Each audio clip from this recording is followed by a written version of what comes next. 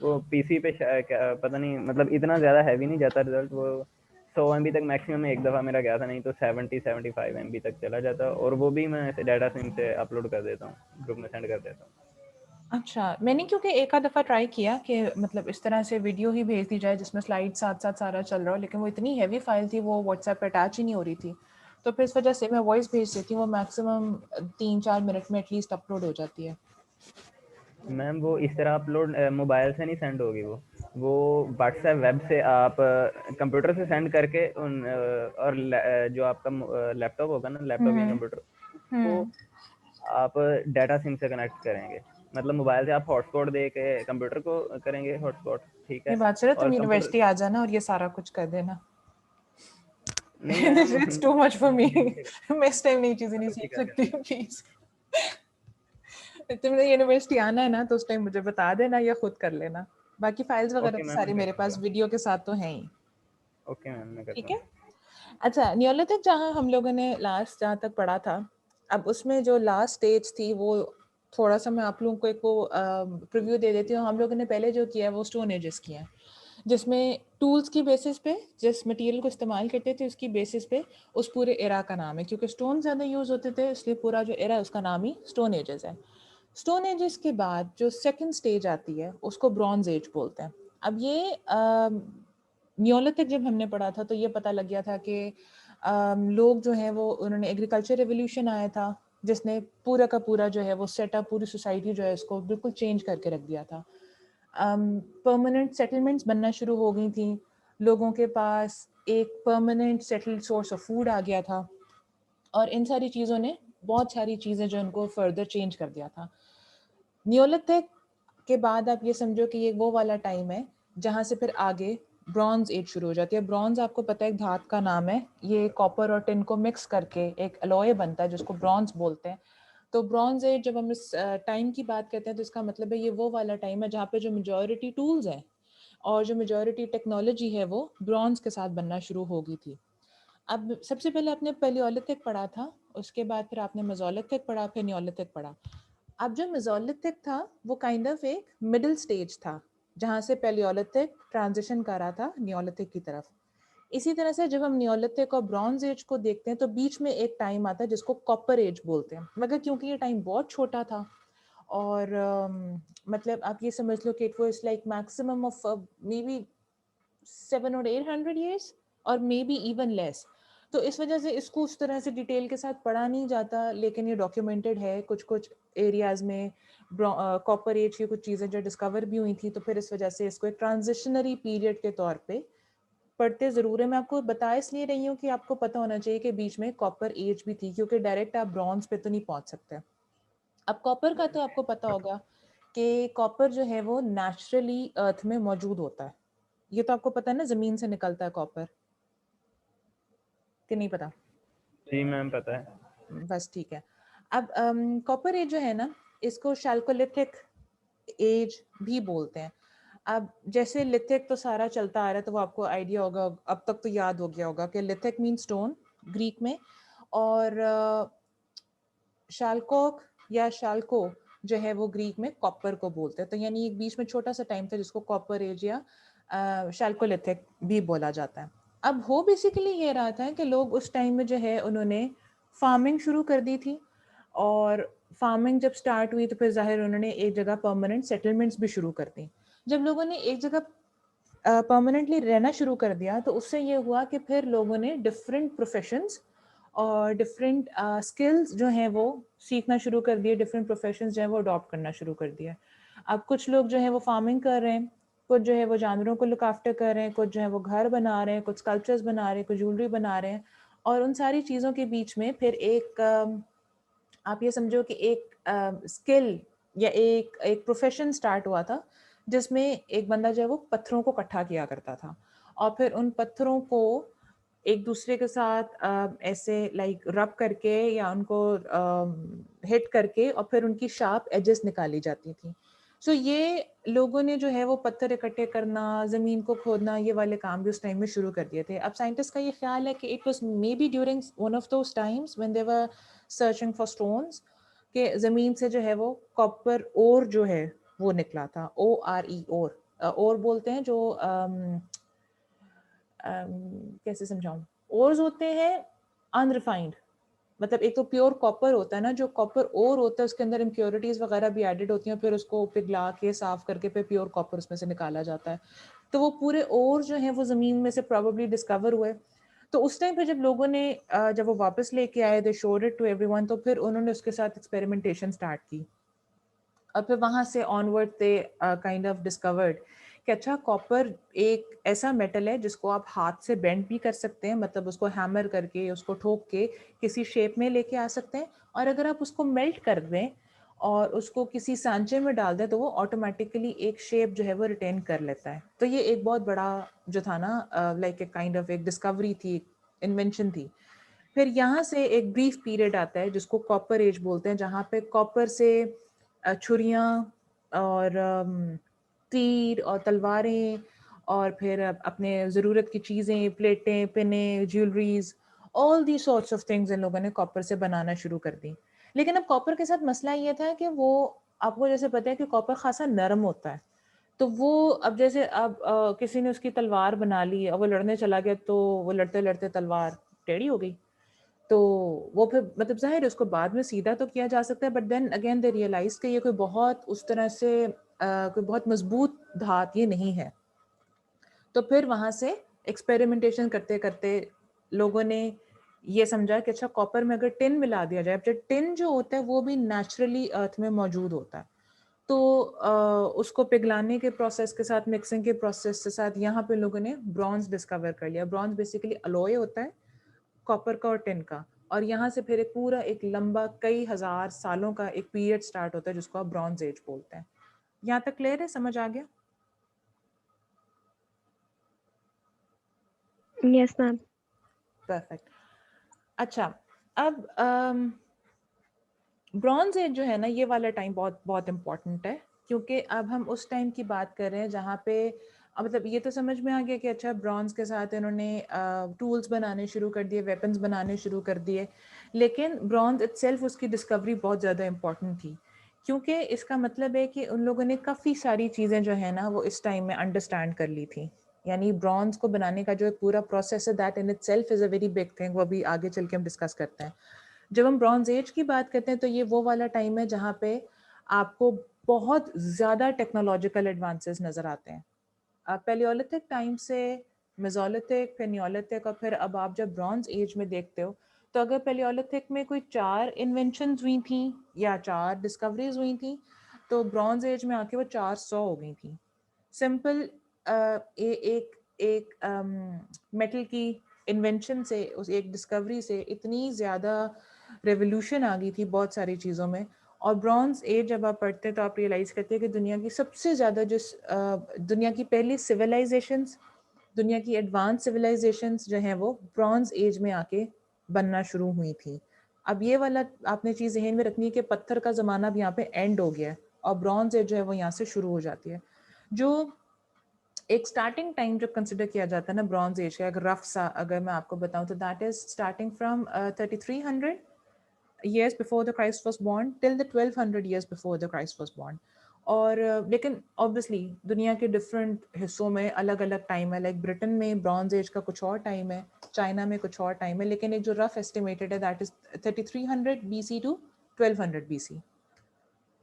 अब इसमें एक जो बहुत चीज़ जो अंडरस्टैंड करने की है कॉपर एज में ब्रॉन्ज एज में दोनों में, कि ये वाली चीज़ें बेसिकली स्टार्ट कैसे हुई, मतलब कौन सा एक बड़ा फैक्टर था जिसने कंट्रीब्यूट किया कि ब्रॉन्ज की इन्वेंशन पॉसिबल थी। अब वही बात मैं दोबारा रिपीट कर रही हूँ, जब एग्रीकल्चर रेवोल्यूशन जो मैंने आपको नियोलिथिक में पढ़ाया था ना, रेवोल्यूशन कहने के पीछे एक वजह थी, क्योंकि वो सिर्फ ये नहीं था कि अच्छा लोगों को बहुत ज़्यादा खाना मिलना शुरू हो जाएगा, फूड जो है वो मास प्रोड्यूस होना शुरू हो जाएगा, अच्छा लोग परमानेंट घर बना के रहना शुरू हो जाएंगे। उसने आने वाले हजारों सालों के लिए पूरी लाइफ जो थी ना लोगों की वो चेंज कर दी थी, बिल्कुल रेवोल्यूशन आ गया था। अब यहाँ पे 3 चीज़ें बहुत इंपॉर्टेंट है। सबसे पहली जो इम्पोर्टेंट चीज़ है ना, वो जो हमने पैलियोलिथिक टाइम्स में जो फायर की डिस्कवरी पड़ी थी वो, उसके बाद अब नियोलिथिक में आके देखते हैं कि उन्होंने ट्रेड करना शुरू कर दिया था, बार्टर सिस्टम मैंने आपको पढ़ाया, नियोलिथिक टाइम्स में स्टार्ट हो गया था। और उसके बाद ट्रांसपोर्टेशन शुरू हो गई थी, मतलब एक जगह से दूसरी जगह जो ट्रैवल है उन्होंने वो भी करना शुरू कर दिया था। अब एक जगह तो वो परमानेंट सेटल्ड तो हो गए थे, बट जंगल साफ करते थे, बाकी जगहों पे जाते थे। फिर मैंने आपको नियोलिथिक में ये भी पढ़ाया था कि उन्होंने दरियाओं को दरियाओं को लाइक क्रॉस करना शुरू कर दिया था, छोटे छोटे बोट्स बनाना शुरू कर दिए थे। अब इन 3 चीज़ों ने मिलके ब्रॉन्ज का बनना जो है उसको पॉसिबल किया। अगर फायर ना होती तो उनको कभी भी ये समझ ना आता कि धातुओं को पिघलाया भी जा सकता है। ऑब्वियसली मतलब अगर आग ही नहीं है, चीज़ों को गर्म करने का सोर्स ही नहीं है, तो धातें कहाँ से पिघलानी थी और फिर ब्रॉन्ज नहीं बनना था। अगर ट्रांसपोर्टेशन ना होती, लाइक अगर वो ट्रैवल ना कर रहे होते तो डेफिनेटली वो इस तरह की किसी चीज़ को डिस्कवर ही ना करते, कॉपर को डिस्कवर ना करते, टिन को डिस्कवर ना करते। और अगेन अगर ये ट्रेड ना होती, मतलब एक दूसरे के साथ चीज़ें एक्सचेंज ना कर रहे होते, जो जिसको मिला उसने रख लिया, तो फिर तब भी ये वाली चीज़ जो है वो पॉसिबल नहीं होनी थी। तो ये जो 3 चीज़ें ना, इनका बहुत बड़ा रोल है इस पूरी एज के स्टार्ट हो जाने में। इसमें एक चीज़ आपने याद रखनी है कि ये वो वाला टाइम है जहाँ पे स्मेल्टिंग, ये सेकंड जो लास्ट लाइन है उसमें मैंने लिखा हुआ discovery of smelting. Smelting basically धातुओं को पिघला के जिसमें से इम्प्योरिटीज होती हैं वो निकाल ली जाती हैं और जो प्योर धात है वो अलग कर ली जाती है। उस प्रोसेस को स्मेल्टिंग बोलते हैं। अब इससे ये समझ में आता है कि अब हम जिस टाइम की बात कर रहे हैं यहाँ पे प्रॉपर मेटल्स को पिघला के एक फॉर्म में लाना जो है वो शुरू कर लिया हुआ था लोगों ने, और उससे ब्रॉन्ज की डिस्कवरी पॉसिबल हुई, ब्रॉन्ज का यूज़ पॉसिबल हुआ। और फिर मतलब चीज़ों को पिघला के अलग अलग सांचों में डाल के आप किसी भी शेप में उनको निकाल सकते हैं। ये सारा का सारा प्रोसेस जो है वो इस तरह से पॉसिबल हो सका हुआ था। अच्छा, यहाँ तक क्लियर है? ब्रॉन्ज एज समझ में आ गया, कॉपर एज समझ में आ गया? जी मैम। अच्छा, कॉपर एज का अगर आपको सवाल आएगा तो वो इतना सा ही आएगा कि कॉपर एज क्या थी, कॉपर एज का दूसरा नाम क्या है, और उसमें क्या हुआ था। तो वो बस आपने, ये तो मैंने आपको क्लियरली बता दिया है। अब मेजॉरिटी आप जितना आगे पढ़ोगे ना, वो आप ब्रॉन्ज एज के अंडर जो चीज़ें हैं अब आप उनको पढ़ोगे। ब्रॉन्ज एज में जब एक ब्रॉन्ज एज में फर्दर एक ही टॉपिक है, that is fertile crescent. Fertile crescent पहले किसी ने नाम सुना है कहीं नहीं हिस्ट्री मैम। की क्लास में कहीं? ओके, ठीक है। मैम अच्छा हम तो हिस्ट्री में अल्लामा इकबाल और कायद आज़म ही पढ़ते रहे हैं शुरू से। यार अच्छा, ये आपको जो एक पिक्चर नजर आ रही है ना, ये एक मैप है। अगर इसमें आप ये रेड वाला एरिया देखो ना, तो ये ऐसा लगता है जैसे क्रीसेंट की शेप है, जैसे चांद नहीं होता सेमी सर्कुलर, ये उस तरह की सी शेप लगती है। मतलब ऑब्वियसली एग्जैक्ट सेमी सर्कल जी नहीं है, मैम, लेकिन एक, मुशाबत पड़ती। हाँ exactly, it looks a lot like that. ये जो एरिया है जो इस टाइम रेड मार्क हुआ हुआ है, इसको बोलते हैं फर्टाइल क्रीसेंट।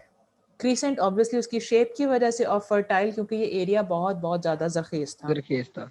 ठीक है। अच्छा, उसका जरखेज होने का रीजन ये कि यहाँ पे 3 जो है ना वो बहुत बड़े दरिया आपको मिलते हैं। अगर ये मेरा कर्सर नजर आ रहा है स्क्रीन पे, जी मैम आ रहा है। ये है दरियाई नील, द फेमस, इसका तो पता होगा। जी मैम। ठीक है। जी मैम, सुना हुआ है। यहाँ पे जो ये 2 लाइनें हैं, ये है रिवर यूफ्रेट्स और ये दूसरी वाली है रिवर टिग्रिस। इनको उर्दू में बोलते हैं दरिया फरात और दरिया दजला। हाँ, आई थिंक यही नाम है इनका। और ये बहुत इनकी रिलीजियस सिग्निफिकेंस बहुत ज़्यादा है। इनकी लाइक एरिया जो है इसकी सिग्निफिकेंस बहुत ज़्यादा है। और ये वो वाला एरिया है दुनिया का पहला जहाँ पे दुनिया की पहली सिविलाइजेशंस जो हैं, जो बड़ी सिविलाइजेशंस हैं, वो आपको मिलती हैं। अब उसकी रीज़न भी आपको समझ में आती है, क्योंकि दरियाओं के बीच का एरिया था तो ज़ाहिर ज़मीन ज़रखेज़ थी। और ये तो पिछले जितने भी लेक्चर हुए वो मैं बार बार बता चुकी हूँ, पानी बहुत इंपॉर्टेंट था, पानी बहुत इंपॉर्टेंट था, पानी बहुत इंपॉर्टेंट था। सो नेचुरली दरिया थे, ज़मीन ज़रखेज़ थी, पानी पास था। इंसानों के लिए सर्वाइव करने के लिए और खेती बाड़ी करने के लिए पानी बहुत ज़रूरी होता है। सो नेचुरली जो पहली सिविलाइजेशंस हैं वो आपको दरियाओं के किनारों पे ही मिलती हैं।